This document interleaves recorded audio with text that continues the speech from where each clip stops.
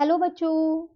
आज मैं आपको क्लास 10th जो आपका टर्म 2 का सीबीएसई का सैंपल पेपर आया है बेसिक वालों के लिए वो कराऊंगी। इसका सेक्शन ए और सेक्शन बी हम ऑलरेडी कर चुके हैं। एक सेक्शन रह गया है सिर्फ सेक्शन सी, जिसमें हमारे पास टोटल 4 क्वेश्चंस हैं और 4 मार्क्स ईच है। ठीक है, जिसमें 2 केस स्टडी भी है। तो चलिए शुरू करें। तो जिन्होंने अभी तक सेक्शन ए और सेक्शन बी नहीं किया है तो वो पहले जल्दी से सेक्शन ए और सेक्शन बी कर लेना, फिर सेक्शन सी करना। ठीक है। इसी के साथ साथ एक चीज़ और, जैसे कि आप सभी को पता है कि आपके फाइनल एग्जाम आने वाले हैं, तो आप लोगों ने प्रिपरेशन तो स्टार्ट कर दी होगी। लेकिन अगर अभी तक आपने प्रिपरेशन स्टार्ट नहीं की है और आप चाहते हो अपनी प्रिपरेशन को बहुत ही अच्छे से बूस्ट करना, तो अनअकैडमी आपके लिए एक ऑफर लेके आया है। लिमिटेड पीरियड के लिए ऑफर है। ठीक है, अनलॉक 20। इसमें क्या है, आपके पास 20% ऑफ है सारे अनअकैडमी सब्सक्रिप्शन पे। तो ये ऑफर सिर्फ 19 फैब तक है, तो लिमिटेड पीरियड है। कोड आपको यहाँ पर यूज करना है मैथ्स बाय श्वेता, ताकि आपका ये जो है अनलॉक पे आपको 20% का ऑफ मिल जाए। जैसे आप ये कोड यूज करेंगे तो आपको 20% का ऑफ मिल जाएगा। तो आपको पता ही है अनअकैडमी पे पढ़ने के क्या क्या बेनिफिट्स है। बहुत सारे यहाँ पर आपको फायदे मिलेंगे। लाइव क्लासेस मिलेगी, हिंदी और इंग्लिश दोनों ही मीडियम में मिलेगी। डाउट सॉल्विंग सेशंस होते हैं यहाँ पर। आप अब डाउट पूछ सकते हैं अनअकैडमी की ऐप डाउनलोड करके, वहां पर इजिली अपने क्वेश्चंस को पुट कर सकते हैं और आपको टॉप एजुकेटर से सॉल्यूशंस मिल जाएंगे। ठीक है, तो ये बैचेज आपके स्टार्ट हो रहे हैं 21 फैब से। रिवीजन बैचेज आपके स्टार्ट हो रहे हैं, तो जल्दी से जल्दी आप एनरोल करा लीजिए। कोड का ध्यान रखिएगा, मैथ्स पर श्वेता का कोड आपको लगाना है। सारे लिंक मैं आपको नीचे डिस्क्रिप्शन में दे दूंगी, आप वहां से देख लीजिएगा। ठीक है, तो फटाफट से प्रिपरेशन स्टार्ट करनी है ना आपको, तो जल्दी से अनअकैडमी के सब्सक्रिप्शंस लीजिए ताकि आप अच्छे से अपनी प्रिपरेशन कर सकें। और 21 फैब से जो भी बैचेज आपके स्टार्ट हो रहे हैं हर सब्जेक्ट के, तो स्टार्टिंग से ही आप बैच में रहें। चलिए शुरू करते हैं हम अपना यहाँ पर क्लास 10th का सैंपल पेपर सेक्शन सी हम यहाँ पर आज स्टार्ट करते हैं। तो यहाँ पर है हमारा ये रहा सेक्शन सी। ठीक है, बी तक हमने कर लिया था। क्वेश्चन नंबर 11 है आपके पास। Construct two concentric circles of radii 3 centimetre and 7 centimetre. Draw two tangent to the smaller circle from a point P which lie on the bigger circle. देखो आपको यहाँ क्या करना है, आपसे कह रहे हैं कंस्ट्रक्ट करना है आपको दो कॉन्सेंट्रिक सर्कल। ये वो सर्कल्स होते हैं जिनका सेंटर सेम होता है। ठीक है, एक 3 सेंटीमीटर का और एक 7 सेंटीमीटर का। ऐसा करते हैं, पहले यही ड्रॉ कर लेते हैं यहाँ पर। बहुत इंपॉर्टेंट है ये सैंपल पेपर, जरूर इसकी प्रैक्टिस करके जाइएगा। ठीक है, ये रहा सेंटर दोनों का। क्लियर है। अब आपसे यहाँ पर क्या कह रहा था, draw two tangent to the smaller circle. छोटे वाले सर्कल पे दो टेंजेंट्स बनाओ from a point P, P point से, which lie on the bigger circle, जो बिगर सर्कल पे लाई करता है। तो ये मैंने ओ मान लिया, यहाँ मैंने अपना पॉइंट पी ले लिया, इसको इससे मैंने ज्वाइन कर दिया। ठीक है, अब आप क्या करो, ओपी का क्या करो, परपेंडिकुलर बाइसेक्टर बना दो। आता है आपको बनाना ओपी। ये कितना होगा ओपी, आपका बड़े वाले सर्कल की रेडियस है ये, तो ये 7 सेंटीमीटर है आपके पास ओपी। ठीक है, तो परपेंडिकुलर बाइसेक्टर के लिए हाफ से ज्यादा आप अपना कंपास खोलिए। 7 सेंटीमीटर है तो इसका हाफ 3.5 होगा, तो 4 सेंटीमीटर का अपना कंपास खोल लीजिए। ठीक है, पी पे कंपास का पॉइंट रखिए, एक आर्क ऊपर एक आर्क नीचे। ओ पे कंपास का पॉइंट रखिए, एक आर्क ऊपर एक आर्क नीचे। इन दोनों कटिंग पॉइंट से एक लाइन ड्रॉ कर दीजिए। ये आपका बन गया क्या, परपेंडिकुलर बाइसेक्टर। इसको आप नाम दे सकते हैं ओ डैश। ठीक है, अब आपको क्या करना है, यहाँ पर ओ डैश पी जितना अपना प्रकार खोलना है इतना। ठीक है, कितना खोलना है, ओ डैश पी जितना आपको अपना प्रकार खोलना है। खोलने के बाद क्या करना है, ओ डैश पे प्रकार का पॉइंट रखिए और एक सर्कल बना दीजिए। जब आप ये सर्कल बनाएंगे ना, तो ये पी से जाएगा और इस ओ से जाएगा। ठीक है, इस चीज का ध्यान रखिएगा कि ये ऐसे ही पास होएगा। बिल्कुल, ये आपका सर्कल बन गया। ठीक है, बस अब तो बन गई टेंजेंट्स। अब क्या करना है, जो ये छोटे वाले सर्कल्स पे दो पॉइंट्स आए ना, इंटरसेक्टिंग पॉइंट्स, इनको ज्वाइन कर दो पी से। ये आपकी टेंजेंट्स बन गई है, एक पी ए बन गई, एक पी बी बन गई। ये आपकी टेंजेंट्स है। क्लियर है। जैसे जैसे आपने बनाया ना, सेम वैसे वैसे ही स्टेप ऑफ कंस्ट्रक्शन आप लिखते रहिएगा, ताकि बाद में लिखें तो दिक्कत ना आए। ठीक है, कंप्लीट क्वेश्चन। चलिए इसके साथ एक और क्वेश्चन दे रखा है, यहाँ आपसे क्या कह रहा है, draw a pair of tangent to a circle to of radius 6 centimetre which are incline to each other at an angle of 60 degree. Also find the length of the tangent. देखो यहाँ पर भी आपको टेंजेंट ही बनानी है, लेकिन यहाँ पर आपको क्या करना है, जो वो टेंजेंट है ना, कितने एंगल पे झुकी हुई है, 60 डिग्री के एंगल पे झुकी हुई है। ठीक है, ये आपको बता रखा है, सर्कल दे रखा है 6 सेंटीमीटर का बनाना है, और जो वो टेंजेंट है ना, उनकी लेंथ भी आपको बताना है। तो आपको करना क्या है, सबसे पहले तो एक सर्कल बना लो आप 6 सेंटीमीटर का। ये तो इजीली बन जाएगा आपका 6 सेंटीमीटर का सर्कल। ये मेरी ये गई रेडियस, मैंने इसे ए नाम दे दिया, इसे ओ दे दिया। अब देखो, जो दो टेंजेंट्स हैं उनके बीच का एंगल 60 डिग्री है, तो आप क्या करो, 180 में से 60 को माइनस कर दो तो 120 डिग्री आएगा। इस वाले एंगल को ना यहाँ सेंटर पे बना लो 120 डिग्री। कंपास से बनाना आप लोगों को आता है, तो ये बन गया 120 डिग्री का एंगल। ठीक है, अब आपको क्या करना है, इसको नाम दे दो बी। ठीक है, अब आपको क्या करना है, ए पे आपको एक 90 डिग्री का एंगल बनाना है, सेम ऐसे ही बी पे कंपास से आपको क्या करना है, 90 डिग्री का एंगल बनाना है। ठीक है, इस वाले कटिंग पॉइंट से इसको ज्वाइन कर दो और इस वाले कटिंग पॉइंट से इसको ज्वाइन कर दो। जहां पर भी जाके ये इंटरसेक्ट हो रही है, ये आपका यहाँ आ गया पी पॉइंट, ये जो एंगल बना ये 60 बना और आपकी P A and P B जो है वो दो टेंजेंट्स बन गई। P A and P B are the required tangents और इनके बीच का एंगल 60 डिग्री है। और आप देखो पी ए ओ बी जो है ना, ये आपका एक क्वाड्रिलेटरल है, तो इनका सम 360 होना चाहिए। तो कर लो 60 प्लस 90 प्लस 120 प्लस 90, क्या 360 आ रहा है? बिल्कुल आ रहा है। क्लियर है? तो बिल्कुल स्टेप बाय स्टेप आप बनाइएगा, साथ साथ जैसे जैसे बनाते जा रहे हैं वैसे वैसे लिखते भी रहिएगा। ठीक है, चलिए क्वेश्चन नंबर 12 पे आ जाते हैं। यहाँ आपसे क्या कह रहा है, the following age wise chart of 300 passenger flying from Delhi to Poona is prepared by airline staff. यहाँ पर एक चार्ट दे रखा है, एज वाइज चार्ट है। ठीक है, 300 पैसेंजर का आपको कह रहा है मीन एज निकालो। अब देखो एज जो है यहाँ पर दे रखी है <10, <20, <30 ऐसे दे रखी है। तो जो क्लास इंटरवल है वो आपको डायरेक्टली नहीं दे रखी, <10 14 है, <20 44 है, लेकिन इस <20 में ये <10 भी तो इंक्लूड है, तो वो तो मुझे माइनस करना पड़ेगा, है ना, करना पड़ेगा ना। ऐसी <30 में ये दोनों इंक्लूड है, <20 इंक्लूड है ना इसके अंदर, तो फिर ये इसमें से माइनस करना पड़ेगा। तो यहाँ मुझे ना डायरेक्ट सी आई दे रखी ना डायरेक्ट फ्रीक्वेंसी दे रखी, दोनों ही मुझको निकालनी है। ठीक है, तो देखो करेंगे कैसे इस क्वेश्चन को। सबसे पहली बात तो सी आई अपनी बना लो, 0 से 10 बना लो, 10 से 20 बना लो, 20 से 30 बना लो, 30 से 40 बना लो, 40 से 50 बना लो। ठीक है, 50 से 60 बना लो, 60 से 70 बना लो और 70 से 80 बना लो। क्लियर है? अब फ्रीक्वेंसी कैसे निकालेंगे हम, यहाँ देखो पहले वाली 14 है। ठीक है, तो पहले वाली में आपको क्या करना है, यहाँ पर 14 ही रहने देना है। दूसरे वाली 44 में से 14 को माइनस कर दो, फिर 82 में से क्या करो, 44 को माइनस कर दो, फिर 134 में से 82 को माइनस कर दो। ऐसे कर करके आप अपने यहाँ फ्रीक्वेंसी निकाल लो।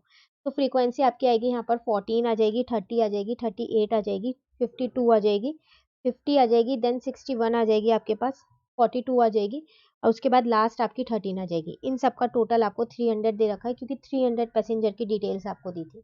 तो अब एक्स निकालना पड़ेगा, मीन निकालने के लिए समेशन एफ आई एक्स आई चाहिए। ठीक है, तो एक्स आई कैसे निकालते हैं, इनके बीच की वैल्यू 10 और 20 के बीच की वैल्यू है 5, यहाँ पर आ जाएगा 15, यहाँ आ जाएगा 25, 35, 45, 55, 65 और 75। ठीक है, अब हम क्या कर देंगे, एफ आई एक्स आई निकाल लेंगे अपना इंटू करके। तो 14 5 जा लिख देंगे, जैसे यहाँ पर 70, सिर्फ इन दोनों को इंटू कर दूँ और कुछ भी नहीं कर रही। ठीक है, तो 450 आ जाएगा, देन 950 आ जाएगा आपके पास, देन 1820 आ जाएगा, 2250 आ जाएगा, उसके बाद 3355 आ जाएगा, 2730 आ जाएगा, 975 आ जाएगा। इन सब का टोटल करेंगे तो 12600। बस मीन निकालने का फॉर्मूला आपके पास होता है summation F I x I upon में समेशन एफ आई, यही होता है। ठीक है, इन सबको आप प्रॉपरली एक कॉलम बना के अच्छे से करेंगे, टेबल बना के। क्लियर है? मीन निकालना है तो यहाँ पर आ जाएगा 12600 अपॉन में 300, सॉल्व करेंगे तो 42 आपका मीन आ गया। क्लियर? चलिए नेक्स्ट आता है क्वेश्चन नंबर 13 पे। ये आपके पास केसी स्टडी का क्वेश्चन है, रीड कर लेते हैं पहले। A lighthouse is a tall tower with light near the top. These are often built on island, coast or on the cliffs. Lighthouse on water surface act as a navigational aid to the miners and send warning to boats and ships for danger. Initially coal would be used as illuminators. Gradually it was replaced by candles, lantern, electric lights. Nowadays they are run by machine and remote monitoring.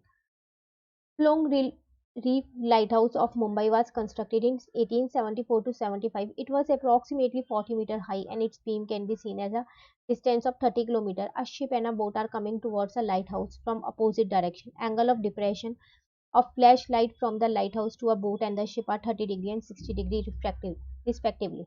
देखो यहाँ पर पूरी एक information दे रखी है इस light house के बारे में। ये आपको एंगल ऑफ डिप्रेशन दे रखे हैं, तो ये आपका 30 डिग्री हो जाएगा, ये आपका 60 डिग्री हो जाएगा। ठीक है, हम डायरेक्ट क्वेश्चंस देखते हैं क्योंकि इन्हीं से ही हमारा आंसर निकल जाएगा।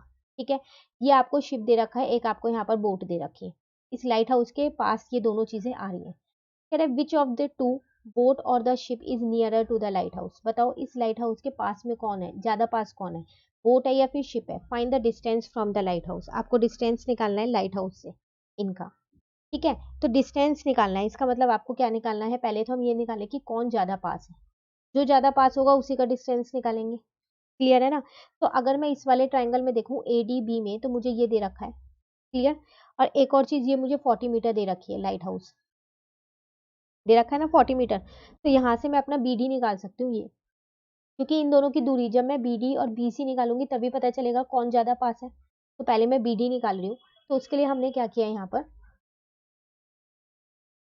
हमने ट्राइंगल ले लिया, इन ट्राइंगल ADB में, उसमें हमने अपना टेन थीटा लगा दिया, जो कि होता है हमारा पंडित बद्री प्रसाद हर हर बोले, ठीक है। तो मेरे को देखो यहाँ पर P दे रखा था, B निकालना था, तो वही इसलिए मैंने टेन थीटा लगाया, P अपॉन में B। थीटा की जगह मैंने यहाँ पर 630 लगा दिया। P मेरे पास AB है और B मेरे पास ABD है, ठीक है। तो 1031 अपॉन में √3 होता है। ये लाइट हाउस की हाइट दे रखी थी 40, BD नहीं पता, तो यहाँ से मेरे पास BD निकल जाएगा 40 √3 मीटर। सिमिलरली इस वाले ट्राइंगल की बात करते हैं, जिसमें हम 1060 लगाएंगे, लाइट हाउस पता है, BC निकाल लेंगे यहाँ से।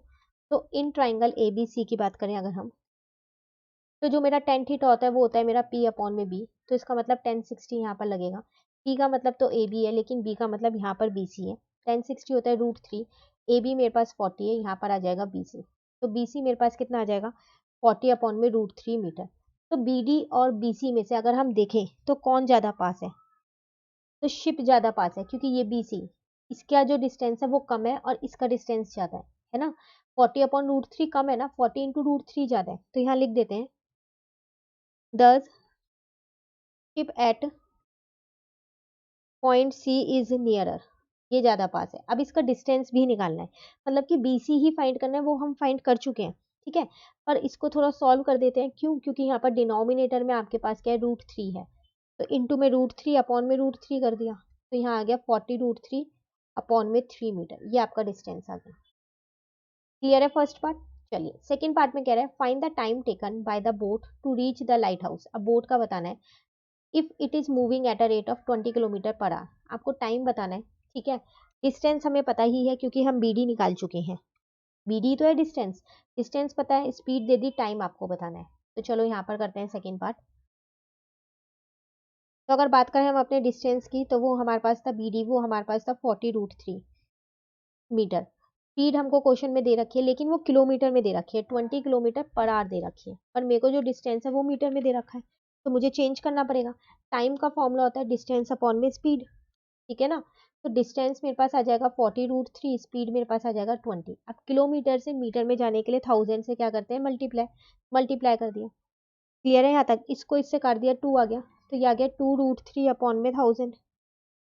लेकिन आपको जो यहाँ पर टाइम बताना है, टाइम टेकन, ये किलोमीटर पर आवर आया है, टाइम जो है ये आपका किस में आया, आवर्स में आया। अब मैं अगर इसको मिनट्स में निकाल दूं, तो इसको क्या करूंगी, 60 से इंटू कर देंगे, तो 2 √3 अपॉन में 1000 इंटू में 60 आ जाएगा, जीरो से जीरो कट गया, इसका मतलब 2 √3 अपॉन में 100 मिनट्स, मिनट्स में निकाल दिया ना, तो ये मेरा आंसर। आवर्स में छोड़ोगे तो ये है, मिनट्स में छोड़ोगे तो ये है। Clear question number 13। चलिए लास्ट क्वेश्चन, क्वेश्चन नंबर 14 पे आ गए। यहाँ भी आपको क्या दे रखा है, एक केस स्टडी दे रखी है। तो देखो केस स्टडी आप रीड करो या ना करो, मेन है आपको क्वेश्चन समझ में आना चाहिए, ठीक है। एक बार देख लेते हैं जल्दी से क्या है यहाँ पर।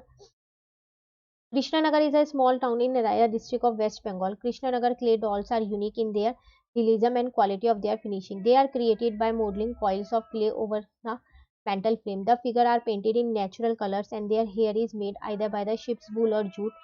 Artisans make and their hair is made either by sheep's wool or jute. Artisan made models starting from fruits, animals, god, goddess, farmers, fishermen, weavers to Donald Duck and present comic character. These creations are displayed in different national and international museums.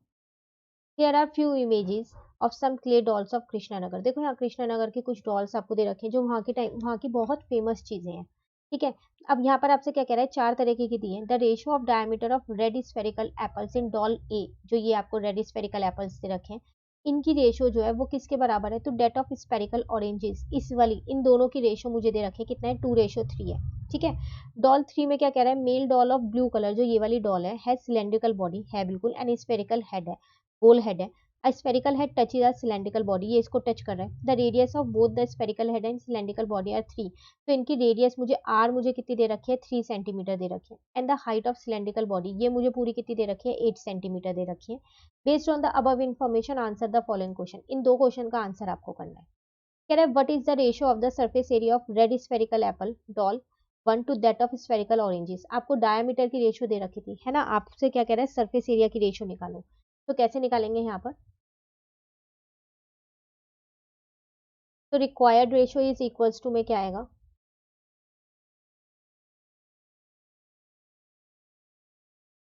Surface area of doll 1 divided by surface area of doll 2।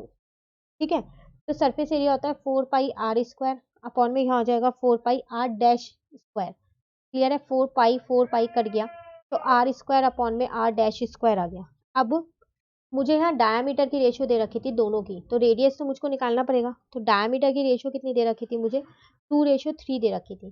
तो radius कितनी आ जाएगी मेरे पास, 2 से divide कर देती हूँ दोनों को, तो 2/2 रेशियो में आ जाएगा 3/2। इसका मतलब मैं ये कह सकती हूँ कि 1:3:2। तो इसको जब सॉल्व करूंगी तो 2:3 तो आएगा, बेस दोनों का सेम करूंगी तो रेडियस की रेशियो भी सेम ही आ गई। तो अब रेशियो में तो एक्स मान के करते हैं, 2x अपॉन में 3x का होल स्क्वायर आ गया। ठीक है, तो ये हो गया 4x स्क्वायर, यहाँ पर हो गया 9x स्क्वायर, एक्स स्क्वायर से एक्स स्क्वायर कट गया, 4:9 आपका आंसर। ये था सरफेस एरिया आपका। क्लियर। सेकेंड पार्ट देखें, the blue doll of doll 3 is melted and its clay is used to make a cylindrical drum of doll 4. If the radius of the drum is also 3 cm, find the height of the drum. कह रहा है जो ये blue doll है ना, हमने क्या किया इसको मेल्ट कर दिया और जो डॉल 4 में आपको ये सिलेंड्रिकल ड्रम दिख रहा है ना, ये बनाया है इससे। ठीक है, अब जो ब्लू डॉल थी जब मेल्ट हो गई है और इसको ये बना दिया, तो एक दोनों की वॉल्यूम इक्वल होगी, डॉल की वॉल्यूम और जो उस ड्रम की वॉल्यूम है। ठीक है, अब डॉल दो तरीके से बनी हुई थी, ये एक स्फीयर था, इसमें एक सिलेंडर था, तो इन दोनों की जो वॉल्यूम है sphere plus cylinder is equals to volume of drum होगी। ठीक है ना, तो वही चीज हम यहाँ लिख देते हैं, तो volume of doll is equals to volume of drum. अब वॉल्यूम ऑफ डॉल में दो चीजें हैं, एक तो वॉल्यूम ऑफ सिलेंडर है और एक वॉल्यूम ऑफ स्फीयर है, क्योंकि ऊपर का हेड जो है वो उसका स्फीयर शेप का है, तो वॉल्यूम ऑफ सिलेंडर आ जाएगा यहाँ, और यहाँ पर वॉल्यूम ऑफ ड्रम ऐसे ही रहेगा। ठीक है, वॉल्यूम ऑफ स्फीयर होता है 4/3 πr³ स्फीयर और सिलेंडर का जो रेडियस था वो सेम था, क्वेश्चन में गिवन था, ये होता है 4πr²h। वॉल्यूम ऑफ ड्रम हो जाएगा πr, छोटे वाला ले लिया यहाँ। ठीक है, अब देखो यहाँ से अगर हम देखें πr² मैंने कॉमन ले लिया तो 4/3r बचा और यहाँ पर एक h बचा। ठीक है ना, यहाँ पर क्या बचा आपके पास πr²h, तो पाई से पाई मैंने काट दिया, r², r इसका 3 दे रखा था, 3 × 3 यहाँ हो जाएगा 4/3 × 3। हाइट जो है इसकी आपको 8 दे रखी थी पूरे की, स्टार्टिंग में ही दे दी थी केस स्टडी में। इस वाले की आर जो है, ड्रम की जो आर है यहाँ पर आपको दे रखी है, the radius of the drum is 3, तो रेडियस आपको इसकी 3 दे रखी है, हाइट आपको इसकी फाइंड करनी है, एच ऐसी रहने दिया। क्लियर है यहाँ तक। अब देखो ये 3 और ये 3, ये दोनों 3 इससे कट गए, ये वाला 3 इससे कट गया, तो 4 + 8 इज इक्वल्स टू में एच बचा, तो एच कितना आ गया 12। तो इसका मतलब हाइट ऑफ ड्रम कितना आ गया, हाइट ऑफ ड्रम आपके पास आ गया यहाँ पर 12 सेंटीमीटर। यही आपको क्वेश्चन में फाइंड करना है। तो आप देख लो केस स्टडी में सिर्फ आपको क्वेश्चन पता होना चाहिए कि कैसे सॉल्व करना है। कई बार ऐसा होता है जो ये इतना ऊपर हमारे पास केस स्टडी में लिखा था इसका कोई यूज नहीं था, पर हम लोग क्या करते हैं, कुछ बच्चे क्या करते हैं इसको ही पढ़ के छोड़ देते हैं। आप नीचे जरूर देखिएगा। ठीक है, कंप्लीट आपका आज ये पूरा प्रैक्टिस पेपर हमारा जो होता है सीबीएसई का वो पूरा कंप्लीट हो गया। तो section A, section B, section C हमारा कंप्लीट हो चुका है। कोई भी डाउट हो कमेंट करके पूछ लीजिएगा। नेक्स्ट वीडियो जो है अपनी नेक्स्ट क्लास में करेंगे। Thank you.